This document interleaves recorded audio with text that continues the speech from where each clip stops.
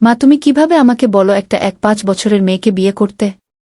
একজন medicine specialist হয়ে ওই বাচ্চা মেয়েকে আমি বিয়ে করতে পারবো না গিয়ে। চুপ কর ইজহান। তোর বাবা যেহেতু বিয়েটা ঠিক করেছে তোর বাবাকে বল। আর মেয়েটা খুব সুন্দর, একেবারে মায়াবী চেহারা তার। মায়াবী হোক, আমি বিয়ে করব না গি। বেশি কথা বলিস না ইজহান।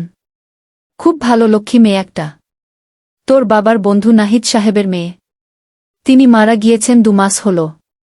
রুবিনা খাতুন মেয়েকে এত তাড়াতাড়ি বিয়ে দিতে চাননি এখন, কিন্তু গ্রামের কিছু বাজে ছেলে মেয়েটাকে খুব জ্বালাচ্ছে। দয়া করে রাজি হয়ে যা বাবা। তোর বাবা কেমন মানুষ তুই তো জানিস। তার উপর সে একবার স্ট্রোক করেছে। এখন যদি তুই বিয়ে করবি না, কথাটা শুনে আবার কিছু হয়ে যায়। পাগলামো করিস না ইজহান। মায়ের কথা শুনে ইজহান কিছুটা নত হল। ইজহান শেখ বাবা মায়ের বড় সন্তান। তার একটি ছোট বোনও আছে, ইজনিয়া শেখ ইনেন। আপাতত মেডিকেলে পড়ছে। ভাইয়ের মতো ডাক্তার হওয়ার ইচ্ছে আছে। ইজহান পেশায় একজন ডাক্তার, মেডিসিন বিশেষজ্ঞ। ইজহানের বাবা হুমায়ুন শেখ সরকারি চাকুরিজীবী ছিলেন। তিনি মূলত একজন সেনাবাহিনীর উচ্চপদস্থ কর্মকর্তা ছিলেন। আর ইজহানের মা মুনিরা শেখ সাধারণ মহিলাদের মতো গৃহিণী। ইজহান কিছুক্ষণ ভেবে উত্তর দিল, ঠিক আছে, আমি বিয়ে করব। কথাটি বলে ধপাধপা ফেলে রুম ত্যাগ করল। মুনিরা বেগম হাসছেন।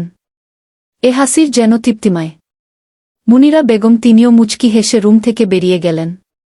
প্রায় 3 ঘণ্টা পর ইজহান এবং তার পরিবার গ্রামে এসে পৌঁছল। গ্রামেই তার বিয়ে হবে। বিয়েটা সাধারণভাবেই হবে, কারণ হুমায়ুন শেখ চান না এত বড় করে বিয়ে হোক। এমনিতেও তার বন্ধুর কোনো রকম সংসার ছিল। এখন সে ও নেই, বিয়েটা বড় করে করলে তার বন্ধুর পরিবারের উপর বড়ভাবে একটা প্রভাব ফেলবে। তাই তিনি চাননি বিয়েটা বড় করে হোক। আপু, তোমার বর চলে এসেছে। কিছুক্ষণ পর তোমাকে বিয়ে করে নিয়ে চলে যাবে। হা হা হা। পুষ্পের কথা শুনে পদ্ম কেঁপে উঠল। বিয়ের কথা শুনে পদ্মের বুকটা কেমন করে যেন জ্বলে উঠল, যেন কেউ আগুন ধরিয়ে দিয়েছে। চোখ দিয়ে বেহায়া হয়ে 2 ফোঁটা পানি গড়িয়ে পড়ল। সে চায়নি এত তাড়াতাড়ি বিয়ে করতে, কিন্তু তার মা তাকে অনেক কথা বলার পর সে রাজি হয়েছে। কিছুক্ষণ পর ইজহান আর পদ্মর বিয়েটা শেষ হল। এখন বিদায় দেওয়ার পালা। পদ্ম বেঘোরে কান্না করছে। ইজহানের বোন ইজনিয়া পদ্মর হাত ধরে আছে। রুবিনা খাতুন কান্নারত অবস্থায় ইজহানের উদ্দেশ্য বললেন, বাবা, আমার মেয়েটা অত্যন্ত ছোট। সবেমাত্র ওর বেড়ে ওঠার সময়, এখনই তার বিয়ে দিয়ে দিয়েছি। পরিস্থিতির কারণে আমার মেয়েটার এ দশা।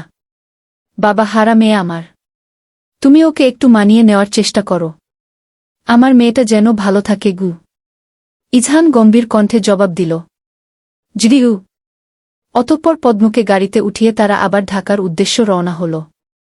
গাড়িতেও পদ্ম কান্না করছে। পদ্মের এক পাশে ইজহান এবং আরেক পাশে পদ্ম কান্না থামিয়ে একবার ইজহান আরেকবার ইজনিয়ার দিকে তাকাল। ইজহান বিষয়টা খেয়াল করল, কিন্তু কোনো ভ্রুক্ষেপ করল না। হঠাৎ ইজনিয়া বলে উঠল, কিছু বলবে ভাবি? পদ্ম খুব ইতস্তভাবে বলল, আপু, আমি একটু পানি খাবো গু।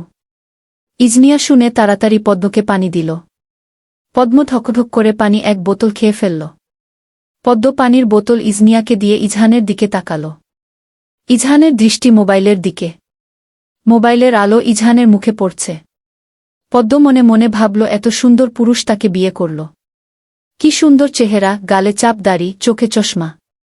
পদ্মের মনে হল এ যেন এক সুদর্শন পুরুষ। পদ্মকে এভাবে চেয়ে থাকতে দেখে ইজনিয়া পদ্মের কানে কানে ফিসফিস করে বলল, ভাইয়াকে কি বেশি পছন্দ হয়েছে নাকি? এখন এত বেশি দেখো না, একেবারে বাসর ঘরে দেখো মন ভরে। ইজনিয়ার কথা শুনে পদ্ম তৎক্ষণাৎ চোখ নামিয়ে ফেলল। দীর্ঘ একটা লম্বা জার্নির পর সবাই বাসায় আসল। ইজহানের মা মুনিরা শেখ দ্রুত সিঁড়ি বেয়ে নেমে এসে তার পুয়েবধূর কাছে আসলেন। কিসব নিয়ম আছে সেগুলো শেষ করার পর নতুন বুকে ঘরে তুলবেন তিনি। ইজহান এগুলো না শেষ করেই উপরে চলে গেল। এ বিষয়ে হুমায়ুন শেখ একটু রাগ হলেন। সব নিয়মকানুন শেষ করে ইজনিয়া পদ্মকে নিয়ে ইজহানের রুমে গেল।